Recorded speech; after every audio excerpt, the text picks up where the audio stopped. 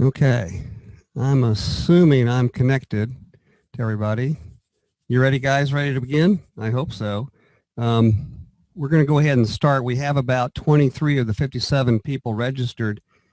Hi, I'm Tripp, Tripp Brad at Sky Family Practice. I want to welcome you to our knowledge-based webinar, and you'll have to forgive me if I look off of camera to the screens as I'm trying to kind of be the administrator for this also. Kristen, Dutter, has very nicely agreed to, oh, hello, there's following me. Isn't that interesting? Well, let's just go ahead and stop that. All right, there we go. But Kristen has agreed to help with this. As you know, Kristen Dutter has been a power user for some time. And she has developed her knowledge base for her practice. Ripping family physicians, if you see family practice on anything, I incorrectly typed it in, so please forgive me on that.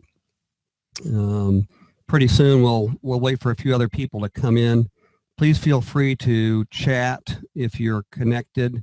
You should have a chat on the right-hand part of the bar. This is how we do things, and then we'll be doing some other things later that will be fairly exciting. Just as chatter talk before we begin, and I get comfortable, we have been here at Sky Family Practice here since 1993. I've been in practice since 82. I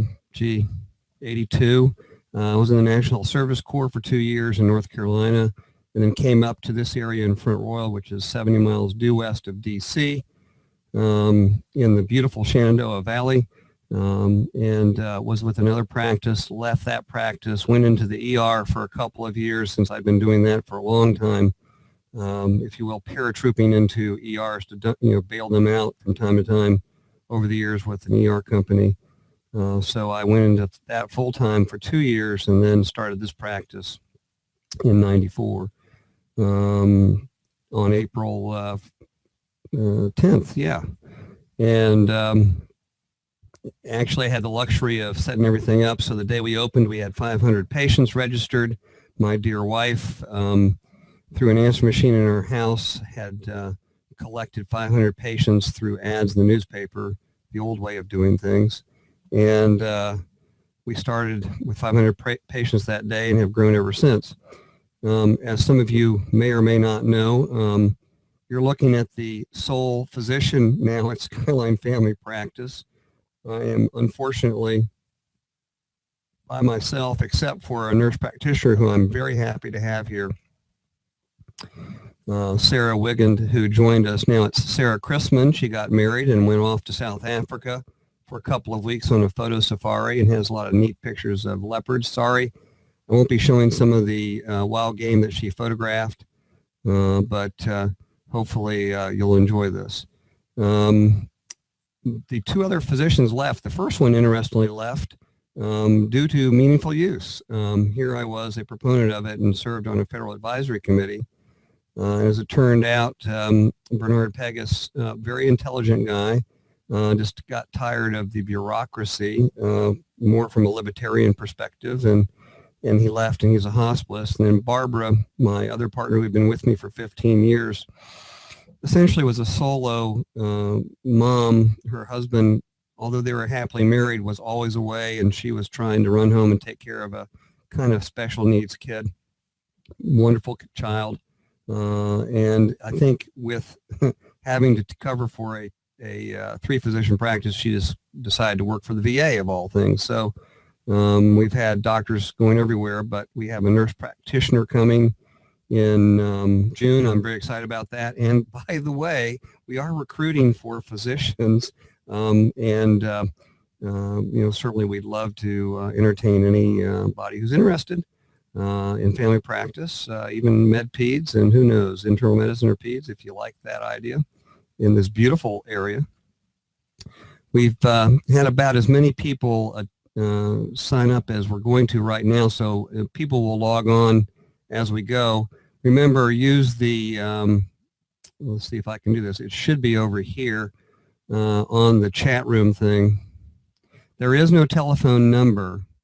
Let me write my answer to that. I'll explain that.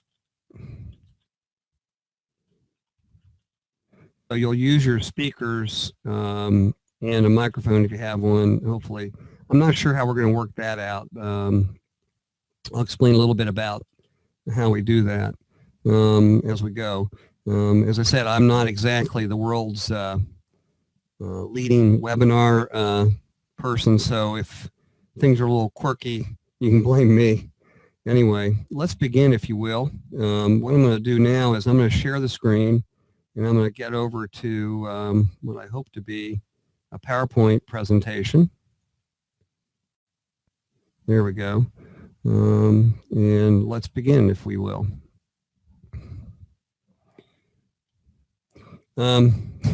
Gratuitously, I'm going to introduce my newest grandchild, Abel Ray Kimmel.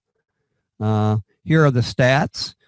Saturday, he was born 8 pounds, 10 ounces to Erica, my daughter, and her husband, Danny, who have been happily married now for a year. They're wanted to have a kid, and they just went right to it. And that's our 5th grandchild. Jan is, in fact, today up in Winchester, getting ready to, or actually not getting ready, but actually helping Erica and being a great grandmom as usual. He's a cute little booger. Back to a question someone had on the chat, which I just realized I put no telephone, use your speakers. Please use your speakers. Anyway, the Webinar Jam is the platform we're using. It seems to be a good platform, and the reason why they didn't go with telephones is that actually affected some of the quality with regard to the audio. Hopefully the audio is good for you all, and the other thing is it actually allowed for more things to the right, as you will note, the chat area. Hopefully, we'll see here, that should go away. We'll go ahead and take that off, move overlay, since we're up and running. But Webinar Jam is a pretty neat platform, which we'll hopefully use in the future.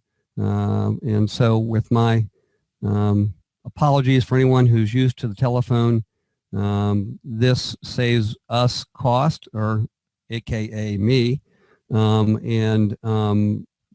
Certainly there are other webinar processes, but this has no ads. If you'll note, anymeeting.com is a good one, but it has ads all over the place. And this is just a purer form of a webinar, if you will. Let's see if I can do the next slide.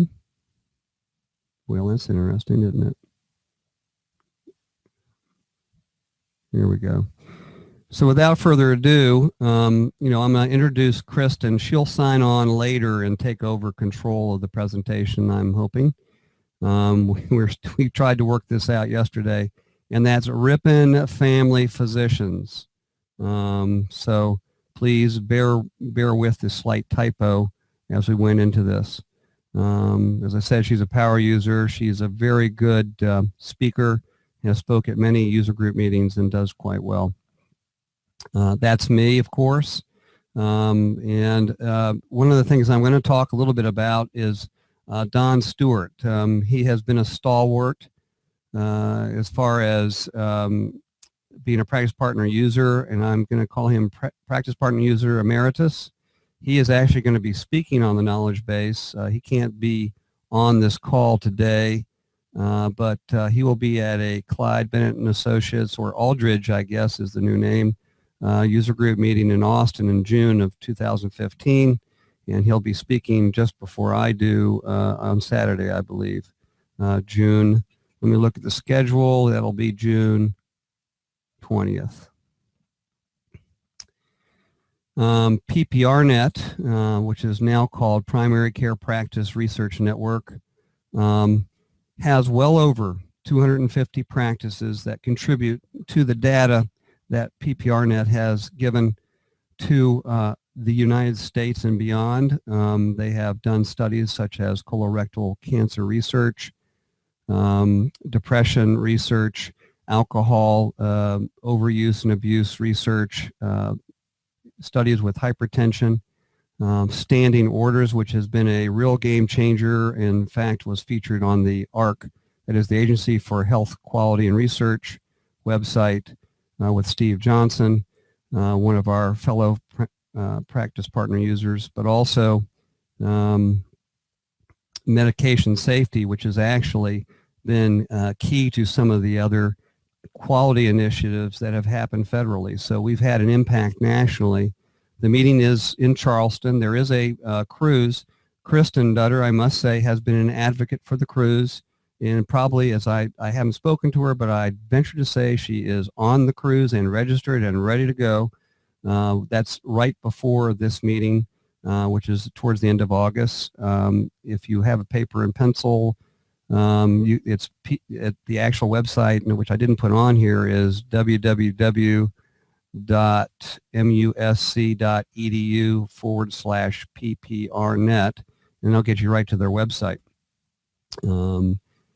I can't tell you enough where other things have come and gone. Practice Partner Research Network, or excuse me, now Practice Primary Care, or Primary Care Practice Research Network, I'm still making conversion, has been there. I was there for the first meeting in Seattle in 1995, and it is now in its 20th year, and this will be the 20th year celebration. So if you can make it to Charleston in August, a little muggy, but it is a lot of fun, and Charleston's a wonderful travel destination. I will also say that the EMR Village, this is really in the concept of the villages for everyone. We really want staff. Certainly Kristen's an advocate as an administrator at Ripon Family Physicians, but we want staff involved. We've had secretaries, front office staff, nurse clinicians, nurses of all types, PAs, non-physicians and administrators, IT administrators. In fact, some of the bloggers are IT folks. So please feel free to interact on that. That is the fruition of a process of developing our online community since, if you will, 1998, when we started using CompuServe for a listserv. And so please, come on. I'm going to go over the agenda real briefly. We've had the welcome and announcements, the brief introductions. I'm going to go over I'm going to actually have or inject a video on the knowledge base, and then I'm going to take you on a tour, if time permits, of our knowledge base. But more importantly, we'll have Q&A after mine, and then more important, a tour of Ripon Family Physicians knowledge base with Kristen will do, and she'll give you some techniques. And actually, their development of their knowledge base is in an earlier stage than ours, since we've been doing it since 2001. So she's really used it very well, and then we'll be closing it out. The knowledge base is something that isn't a new idea, and I thought Dr. Osler,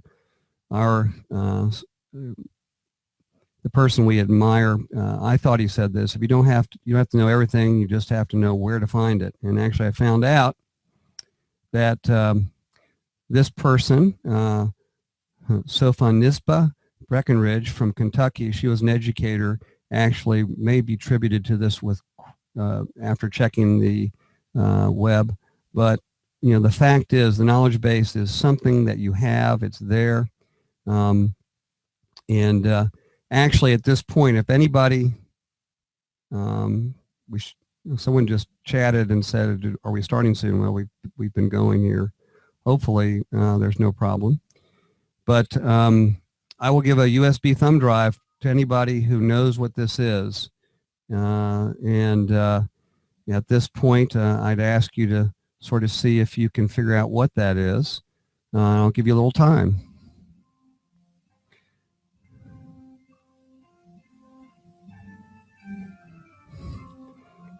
If anyone gives me the name, I'll be more than happy to let them know what it is. And of course, we'll have the USB thumb drive.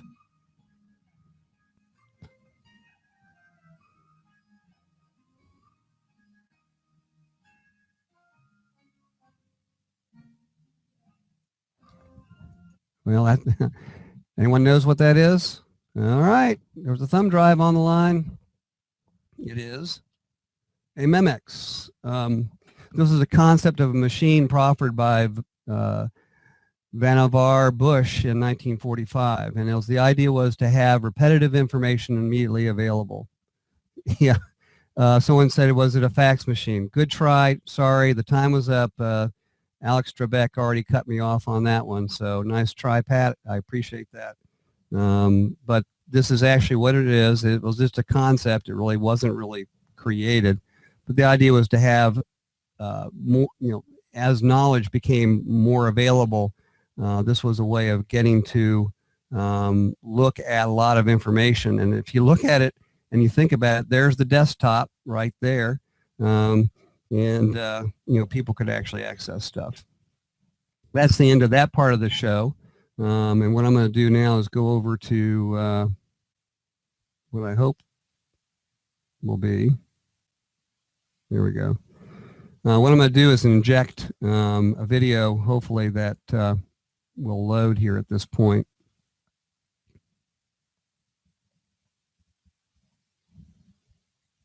Wheel.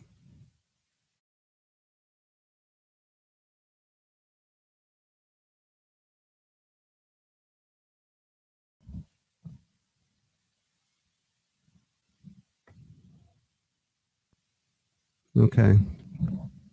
My apologies. I was supposed to have, it just happens this way. Well, I'll tell you what. Let me just talk about it, and we can go. Well, actually, if I can get that injected, I'll go ahead and do it. It's not wanting to play either, so forgive me.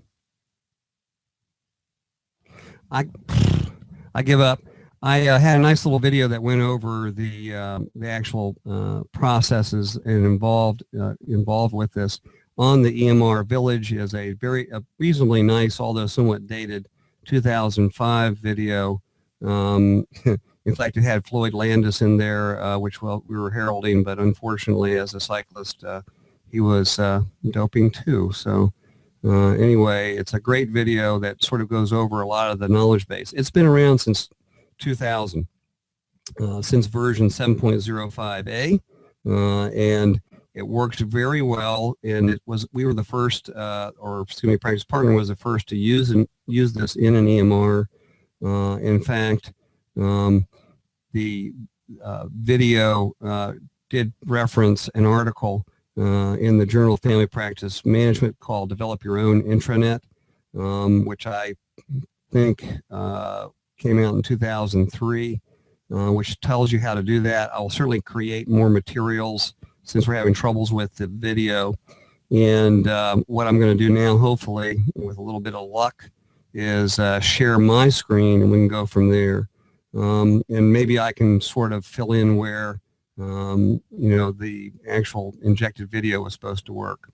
So having said that, let me share the screen. And hopefully I'll have Practice Partner up here in just a moment. What? Oh. Is it showing the video? Well, hush my puppies. Okay. Well, we try.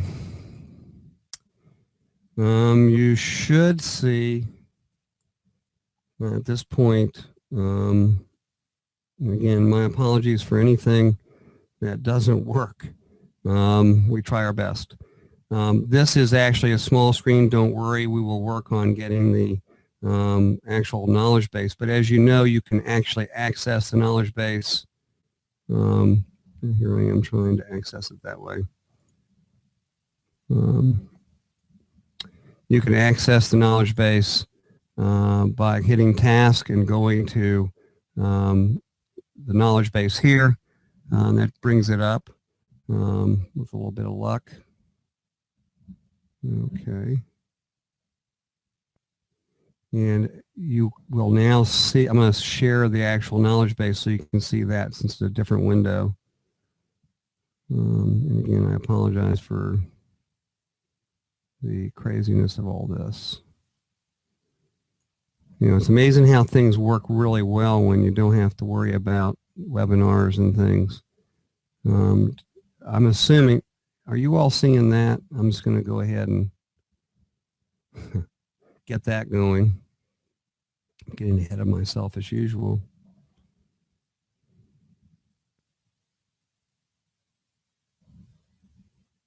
All right, I'll get rid of that. I'm going to share this again and hope that I get this for you.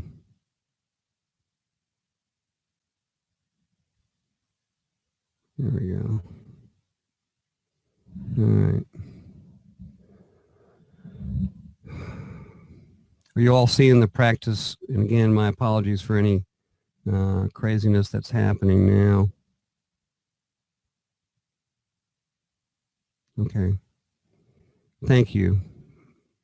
You guys should now, thank you very much for your feedback. You should see, or I'm hoping you see, the knowledge base. So I'm going to try and share that with you. Again, I apologize as I switch back and forth. There we go. Well, you'll have to forgive me. It's not like I do this every day, but what I'm trying to do, obviously, is I'm going to get this and maximize the screen. There we go. That's what I'm talking about. All right, so this is our,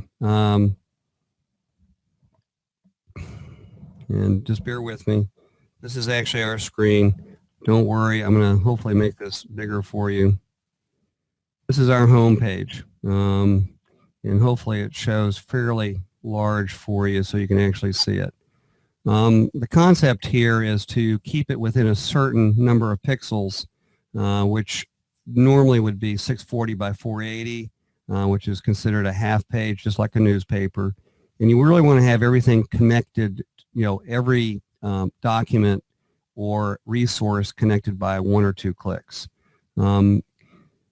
Although the tab up here, if you'll notice, is patient resources, you'll see staff resources, clinician resources, and references.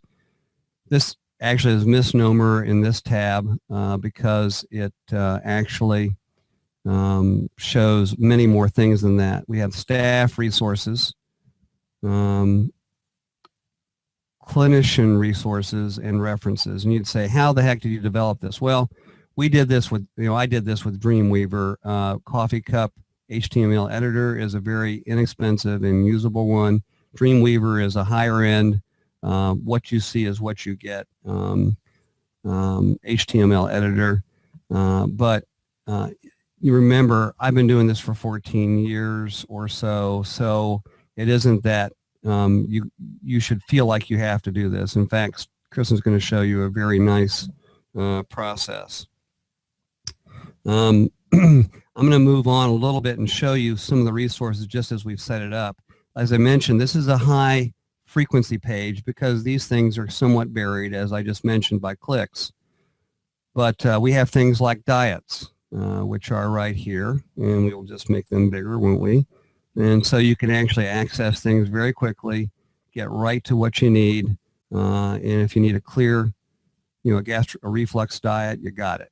If you need other things, you got that. So we have other consents are a good example of a lot of things that we do. Not accessing it, but we'll just kind of go through this if we can. Let me go down here because this is our real active resource area for our staff. I'll be very quick here. We have a refill protocol, which should come up. There it is. And the nice thing about that, you can just see how it kind of goes through. And And the nice thing about that is if you hit Control F, right, and you type in Flexeril, you go right down to it. That's a nice way of searching on any web page, by the way. And if you want to find out if, for instance, oh heck, let's go up a little bit. I'm sorry, I hope I don't create any. There's gabapentin right there if you want to find out if there's a refill protocol for it. So, basically this has been a game changer for us in terms of being able to, for me to survive. Another thing that's really helped is we have other things for educational purposes. That is the physician monitoring program for controlled substances. That's a document on how to record it into Practice Partner. If we have and this is the other thing I'm going to talk about briefly because we don't have a lot of time left, but I use Evernote. Evernote is a cross-platform information knowledge base, if you will, that you can add snippets of everything. And interestingly, you can share things. So if I have a change in anything related to protocols, they know to go here. Oh, look, and I can change it actually very quickly. So what I will do actually is I'm going to bring up, you should still see that. Okay, well, now you're in here. So let's just go, let's do Epic because I know that'll probably bring it up.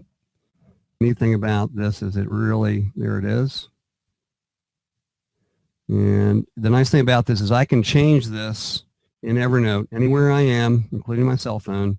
And once I sync it, it actually goes directly to this, which is a web URL. And if we renew that, we should see, oh, Kristen's no longer there. But it actually has any updates on the protocols that we may want to have. Chronic care management is an active process that we have, so if they want to look at that. And the dog of hospital systems, Epic, sorry to anybody who uses Epic, my condolences.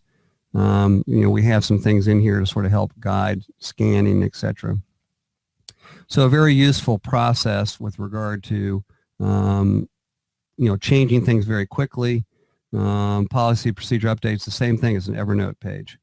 Right now, chronic care management is a big thing that we're doing. Oops.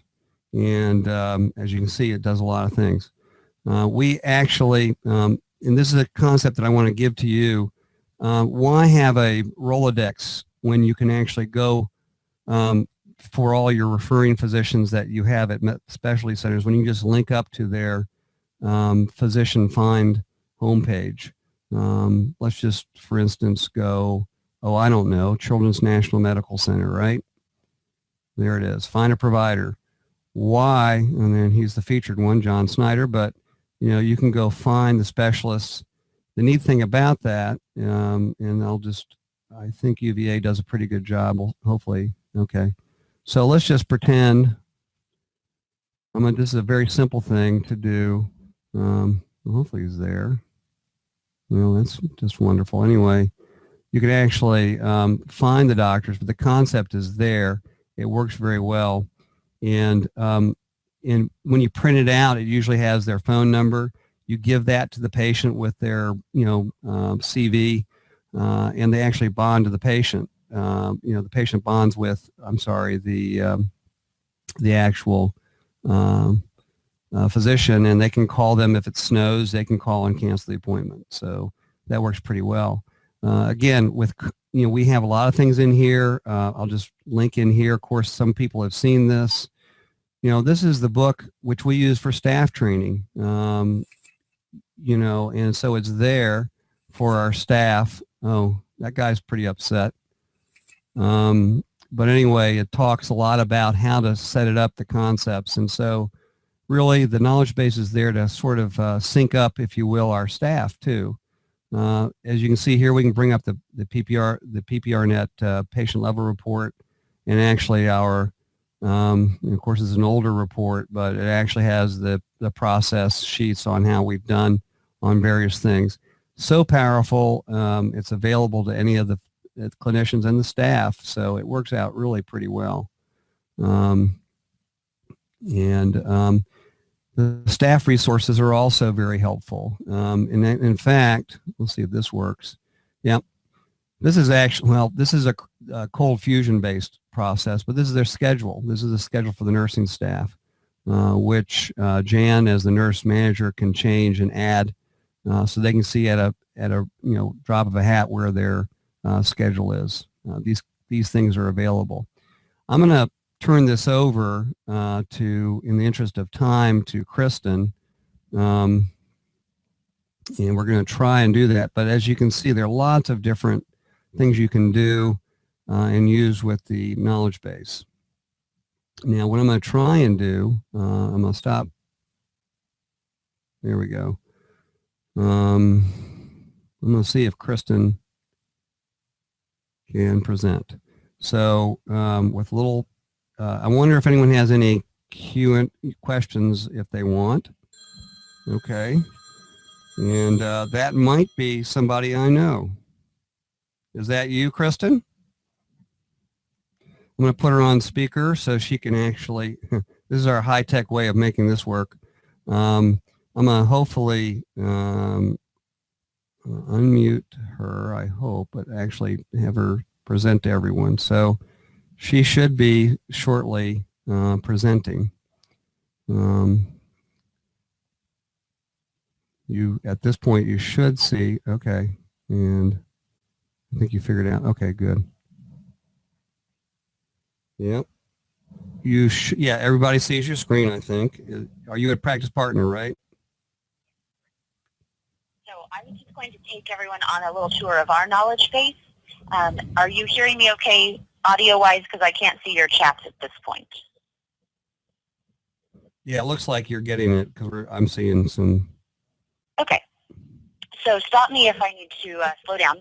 To get to our knowledge base, I'm just going to go to task and knowledge base. And while you just saw Tripp's very elegant version, ours is very basic, and it was very self-taught just by reading the help files in Practice Partner.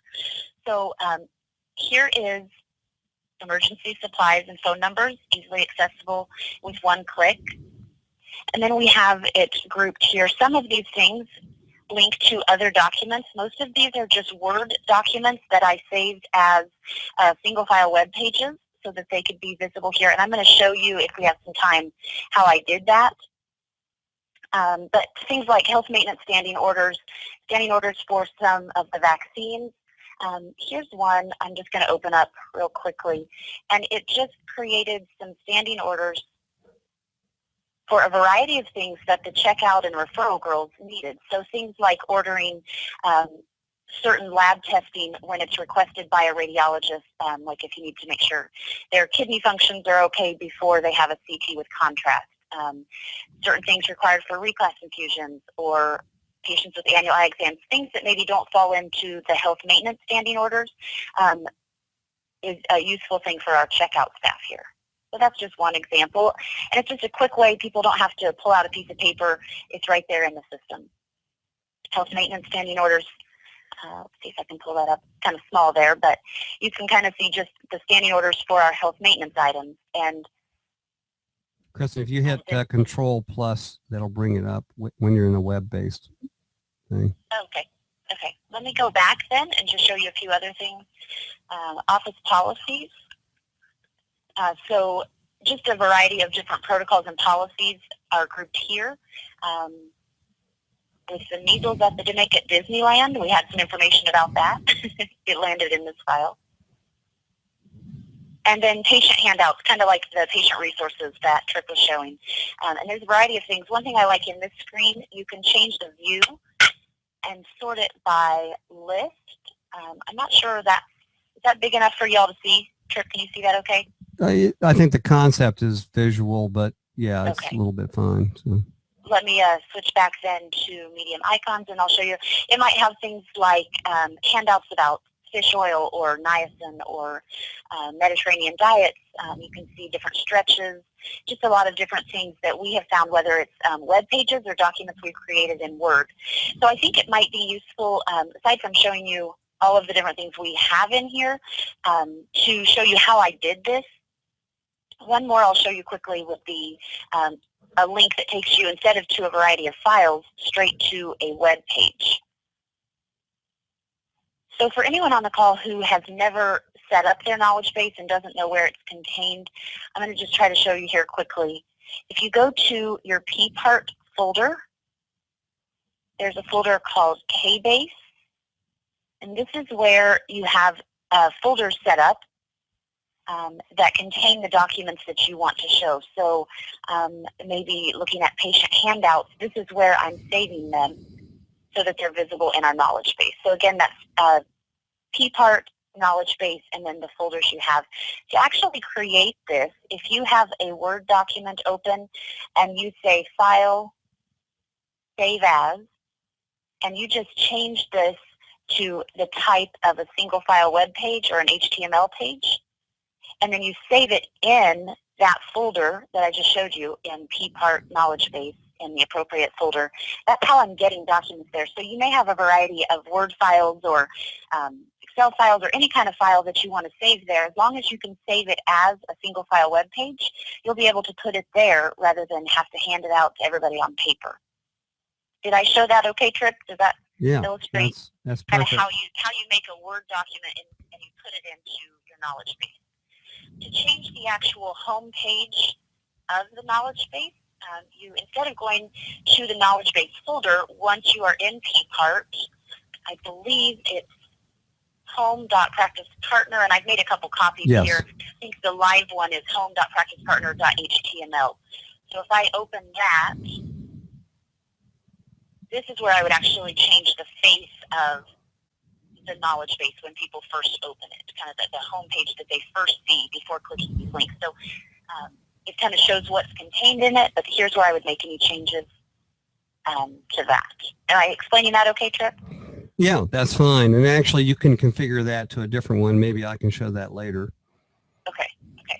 So that's kind of just a quick showing you the difference between a nice, elegant version from someone who knows how to create HTML and use, what did you say, Dreamweaver?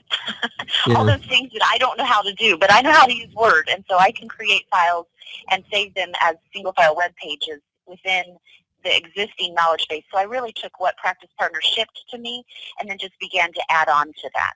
It's certainly, I was sitting here as Tripp was talking and making lots of notes of good ideas he's put in his that I want to go back and rework mine. But this is kind of a starting point for you, hopefully.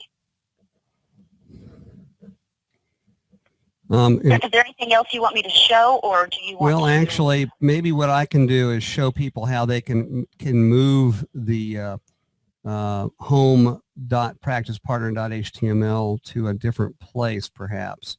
Okay, let me stop sharing mine, and I'll give it back to you. So far, we've been doing okay. All right. I'm just going to do that, and I should be. Okay, there I am. You've seen our highly technical transfer the information from Kristen. I'm going to leave her on my phone line, and she can add things as she wishes. She'll just say, "Excuse me, Tripp." Anyway, what I'm going to hopefully show you, I think that's the right screen. I'm really working hard. Yep, that's it. So what I'm going to do here is maximize that, hopefully.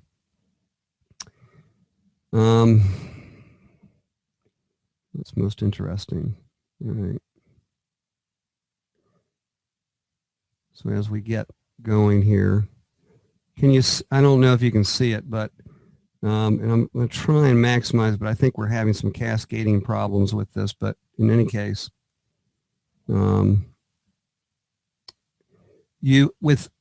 with the knowledge base, you'll see how you set it up, and hopefully, let me bring that up into screen.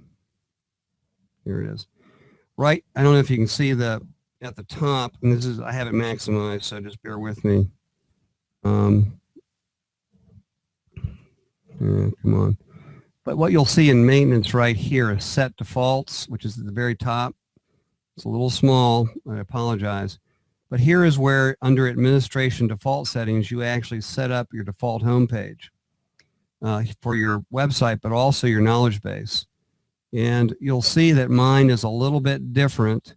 And I apologize for the inability of Practice Partner to be enlarged, but in my case, I have it in a subdirectory, which is called PPART Intranet, and that's where my Home Practice Partner HTML index page is. The reason why we did it was in the early phases of this whole process, our support from PMSI and then McKesson would sit there and say, well, you need to restore from backup, and we just wiped out your PPART directory. Of course, besides having to change my depends, which I have learned to do when I have support on the line, don't wear them otherwise. I basically at that point decided that we need to put it in a subdirectory. And in fact, what I'll do, as Kristen has done, and I think this is a good practice, what I'm going to try and do is bring up how we have our directory set up. There's Practice Partner, or PPART, sorry, and you can see, all right, and I'm going to try, I don't know if I can, that would be too easy, wouldn't it? Right here is intranet, which is in a subdirectory, and you can see over time we've created a bunch of different subdirectories. We have one for the staff documents, and we have one for she says carry on, thank you. That's where this goes back a long way, and it goes into a lot of stuff. One of the concepts that I wanted to tell you about, which is wonderful, and I think this is where we put our vaccine consents. Well, guess what? We have a web page just for that, which is right here, and hopefully you can see it. Again, we're going to make it bigger. Although I must say that we don't use everything in here all the time, but it's kind of nice to pull up the vaccine information statement for a more recent one that's updated now. And there it is, our Tdap vaccine. It's available immediately within our knowledge base so that we have it available, so we don't have to go find the file. The key is, if you have to go to a file cabinet or some stash for documents, you don't need to do that. You need to create a subdirectory for vaccine consents. This is a federal requirement, right?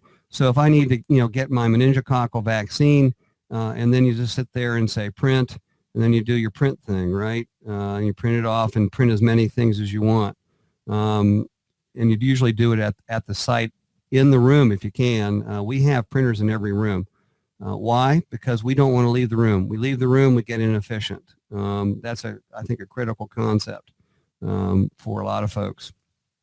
This has been very helpful. And actually, unfortunately, we have a refusal form, which we have some people sign, frankly.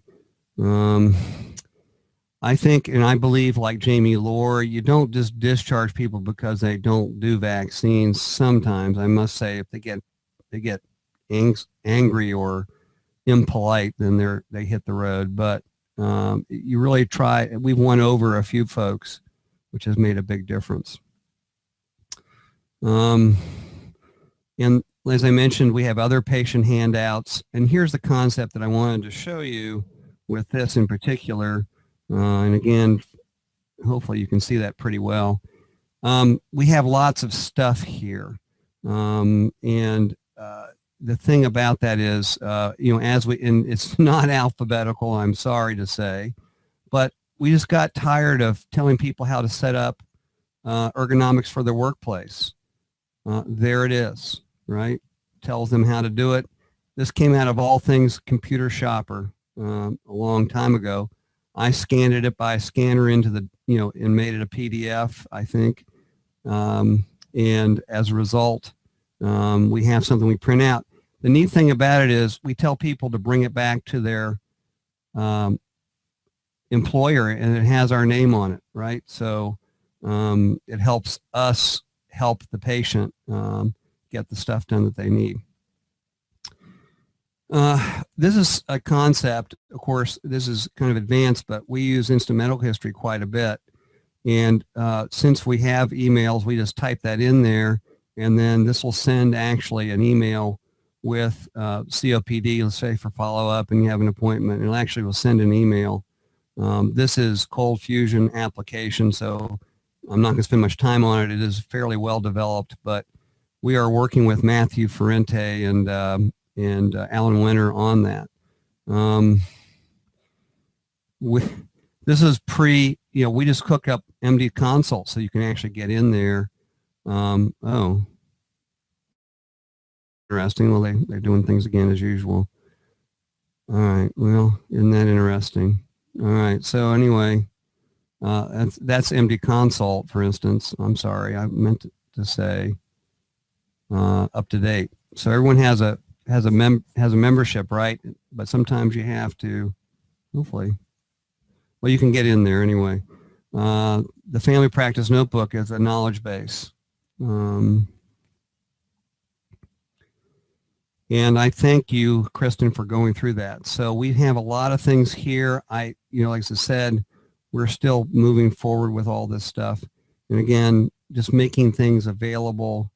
Here's a good example of using a decision tool that actually, again, is HTML based, but this allows us to add the information on a particular patient, right? So Kristen has been a chain smoker for years. I guess you guys didn't know that. And she really looks a lot younger than her stated 65 years. She stopped at 58. That means she stopped back when it was 2008. If we, and as we set this, here we go. Well, let me just, Jane, let's just pick on Jane. Stopped at age 48. And this is something that Robert Pierce developed. But again, as you get better at it, you can actually move forward with it. And then you copy it to clipboard, which actually triggers this whole thing. And you've created these clinical elements. You can actually put it right into the chart in their guidelines, etc. So really, from that perspective, a lot of things. Here's another good example of a good use, and I'm going to make it larger. And you'd say, why do we want to do this? Well, here's one that unfortunately some of our patients use, and if they're destitute or somehow don't have it, they can go to the Canadian drugstore and get, this is a pretty reliable source for cheap drugs. Why the United States subsidizes the rest of the world, I'll never know, but that's one you can do. And actually, you can hook up to the Walmart web link, right? And with the patient behind you, you can look up the medicines. And again, remember, Control F is a wonderful way of looking up stuff. So let's see. Oh, I don't know. Is allopurinol on here? Well, let's just use metformin. Okay, metformin. You didn't want to tool through here. There it is right there. So these people can get, for $10 in any Walmart in the United States, 90 days worth of metformin. An interesting point brought to me by Michael Hennigan, who is now, I think, working for Lilly. He said, hey, have people go to Walmart for the cheap drugs so they don't reach their donut hole quite as fast, which is an interesting concept. And tell them not to even bring out their insurance card, of course, which Walmart will do. They'll ask you, do you have your insurance card? By doing that, of course, they'll file it and it goes right to their donut hole or donut. And of course, you can see it's a little dated since Kmart's not here, but you can go to Target, which is not working, all right. But you can do so many things and get to things. And of course, we use, we'll just get out of there. Since that's acting quirky.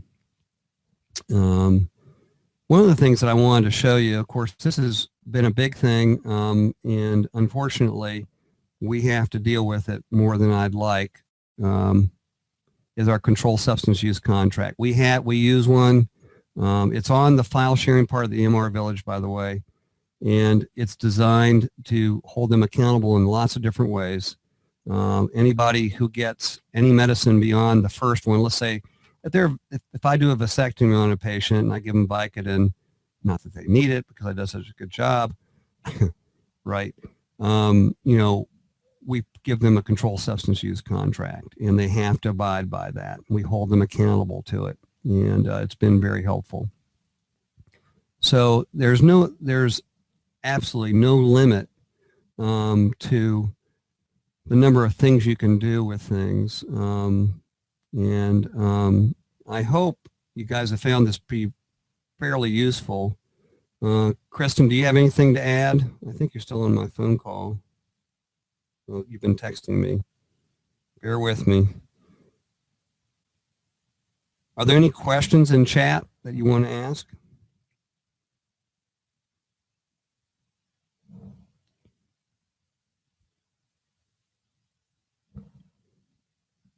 We'll leave some time for people to chat away. Eventually we'll work on, if we have mics and everything, we'll let people kind of ask questions that way if they want to.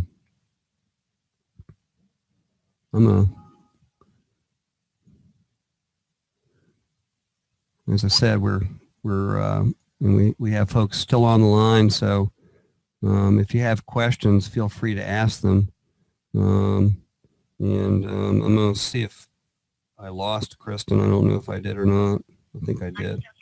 Oh, you're there. You're a quiet little person. Well, I put you on mute so you didn't hear yourself back. Patrick asks, is there a way to pass PPR information from I can actually demonstrate that if you'd like, Patrick. That's an interesting question. Let me broadcast that. Let me show you how to do that. It's actually quite involved. There's a lot of traffic and there's a lot of information in I think the file sharing part on how to do that. But you basically use a URL-based process to take letter codes, and then you can pass them with using JavaScript to the knowledge base. So I'll show you a simple one that I may be able to demonstrate. Let me just bring up. And hopefully, the problem, of course, is our friendly neighborhood. Who's partner? Let's see here. Where are you? Oh, I got out of it. All right. So you would, let me just, I'm going to have to put you down, Kristen. So let me do that here. Let me get in here and show you how that happens. This is a concept that we helped develop with Robert Pierce. He brought it to a new, refined process. Let me show you. In fact, I'll show you a form, and I'm going to get back to the web sharing. Let me show you. Kristen, I think you did this too, if I recall correctly. Let me see if I can bring it up. All right. So with all due respect to this whole process here, I'm gonna bring up Jane set up our patient, right? And I'm just gonna make her large, and I don't know if I can. Yeah, I don't think I can. Actually, what I'll do is once I get into progress note, I think I can make it larger. Bear with me. And there is a way to do it, and we'll make it 250%. So there is, we have, just bringing up quick text, so bear with me. All right, and I'll show you the quick text in a moment. All right, there we go. So we have an action, we use dot action for action codes that we use a lot. If we want to do a sleep study, here it is. Now, you'll see this link right here. The action is arrange sleep study, print sleep study, and note, and finish based on note. We don't have to do that, but this is actually part of the note. This triggers opening up this, and I'll show you this. This is actually a P-link using a link to this form right here. Oops. All right. I didn't mean to do that. I'm going to exit out. Bye-bye. But you can see right here the sleep study form, and then F name equals, this would be F first name, letter code, last name setup, date of birth, provider. These are all JavaScript associated things. And so watch what happens with this form, which is a fairly involved one. And I'm going to try and make this enlarged. But I may have to make it smaller so I can allow. So that, of course, PDF doesn't like to use JavaScript unless you allow it. So let me open up that. Well, where'd it go? Well, until I'm not used to navigating this stuff. All right, we'll just, there it is. I don't know if you can see it, but this filled out the form totally with the patient's phone number, alternate number, their address. All I have to do is hit excessive sleep. This is a PDF form. This is using, Adobe. It puts their insurance company in there, their social security number, their insurance policy, which they wanted. It puts the current date in there. And actually, I'm going to work on putting the printed name, UPIN, and everything else. And so all we have to do is then print it. I don't know if this is an amazing process. Again, Robert brought it to a new level, and I actually adapted it to, I hate to order sleep studies because I have to fill out everything. But if I don't have to worry about it, it's kind of nice to be able to go in here and just have it all fill it out automatically. And I think that's what Patrick was talking about. Did I answer that okay? Kristen? I'm not sure what Patrick's role is. For me, it's a little over my head as far as how I would actually, I understand the concept of what it's doing, but how I would actually set this up to create my own forms that would pull data is something I'm not familiar with doing. So sure. So what I will probably do a whole webinar on how to do that. Yeah, but this is, yeah, exactly. And so in the few what you showed is that the concept is there and that it can be done. Yeah, well, let me just pull up edit. We'll just take .ac, show how it works. Search. All right. Patrick says yes, you answered his question. Oh, okay. Well, that's good. Christy's asking if this webinar is available for later viewing. Are we recording this, Tripp? Yes, this will be recorded. It'll be available. We will send it, and actually, if there's some other way of doing it other than the Webinar Jam website, I will do it and we'll make it work. Somebody had a question, maybe? A request. All right. Christy had a request. Oh, okay. I'm going to invite Christy to, she had a request, so we'll see if we can see if we got that. I don't know if this will work or not. Christy, do you have a question? Yeah, maybe it won't work. Anyway, we're running short on time. As I said, we could probably talk, I could talk for a long time on this. I've presented, I started presenting to user group meetings back in 2003 on this. And then, of course, other people have done wonderful jobs before and since. So, and Kristen did a wonderful job of showing you how you can very quickly make it a usable part of the practice partner. It's really if you will, it's a clean palette, and you're the artist. So, we're always available before and after on the listserv if you have questions. Kristen, do you have anything to add? There's just a few more things popping up in chat. Oh. You might want to address a couple of those questions. And one thing I was wondering is there any way, Tripp, that we can share our knowledge base information with each other? Absolutely. I know I could screenshot it, but it'd be awesome if I could say, look, here's my documents, and I want you to be able to view them, and same for you to share yours. Well, guess what? And I'll just describe it. I won't try to show it because then I have to put you down, and you're so valuable on the phone. In the file sharing part of the EMR Village is a section called Knowledge Base, and the controlled substance use contracts there. How you set up WebView is there. documents you may want to use, you're welcome to copy them. I think everybody who puts them on there realizes there's no copyright. Plagiarism is okay. That's what the MR Village was designed to do. And also the MR Village forum has stuff on it too. But the file sharing site, which Pat Matzner from Kachina Family Practice oversees and helps me administrate, does a wonderful job of working with that and helping people with questions. It's a separate login.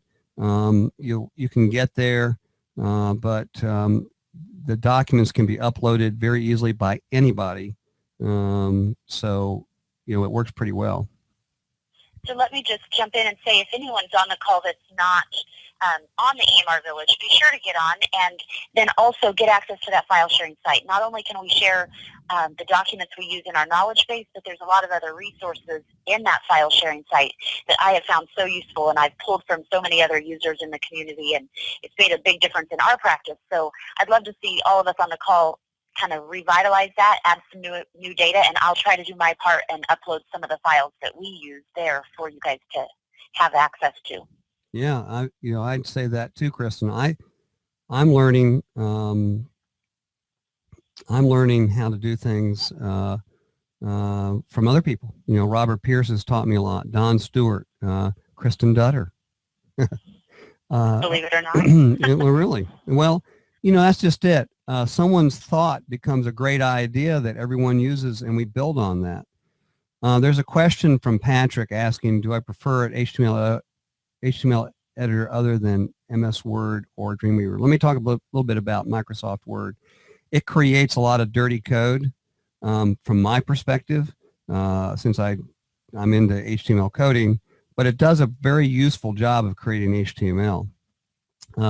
Coffee Cup HTML editor, which if you just Google that, has a very reasonable, what you see is what you get, and then you can also turn it over to the code, and that works very well. Heck, you can use Notepad to do HTML, but the Coffee Cup HTML editor, I have used some, and that works very well. And it's a lot less expensive than Dreamweaver, although the Adobe products now have a monthly kind of subscription, so you don't have to pay, heck, I don't know, $600 or something like that, which is outrageous. Tripp, there's one other question a little further down I think we may have missed. Do you see that on your screen? How do I set up or link decision tools and calculators? Is it on the EMR Village? Do I need PPR helper for this, or is there another way to link these to charts? If so, yeah, calculators are interesting birds because they are basically JavaScript, which HTML uses. Robert Pierce, when he was with us, developed a lot of calculators because his son basically was going through college doing computer stuff, and of course Robert got very facile with it. They're there. Actually, they're on the file sharing site. They're still very functional. And basically what you do is you let the HTML page do the calculating, and then the way he has it set up is you click a button which copies it to a clipboard, and then you just drop it in by using Control-V or paste. And then, based on how you've set up, let's say, clinical elements or lab or what have you, it'll actually drop it in there for you to use. And, Robert, one thing that he was very good at was documentation. So he usually has, and Kristen, correct me if I'm wrong, a document that usually goes with that to show you how to do it. Yeah, and I think to answer your second question there, Archie, is you don't need Practice Partner Helper, PP Helper, for the link decision tools. I think those were two separate tools he created. Am I right on that, Tripp? He has PP Helper, which does a variety of things, and then he has link decision tools. Yes. They're independent of each other. Yes, he can use, I think PP Helper can actually link them in there, which he wanted to do. But, you don't need those at all. In fact, I don't use PP Helper at all. For me, it's a distraction, but you have to understand, I've been using this program since it was a blue screen in '93. So, some people like PP Helper. A a lot of people like some of the features because he has some pop-up killers that work. It's sort of outside of the discussion, but certainly he has a very nice document that explains how to use it, which I've read, and it seems to be very nice. Yes. Yeah, and if there's anyone on the call who doesn't know what we're talking about, that's also on the EMR Village and file sharing site. We do use PP Helper, and it's configurable, so there's parts of it we use, and then there's parts of it we don't like, and you can just minimize or turn those features off. But there's a lot of shortcuts it provides, and that was just, again, like Tripp's been saying, something a user came up with that he shared with everyone. So yeah, check it out on the EMR Village. So there are people on this call who are still there. There are 20 people, I think, at this point.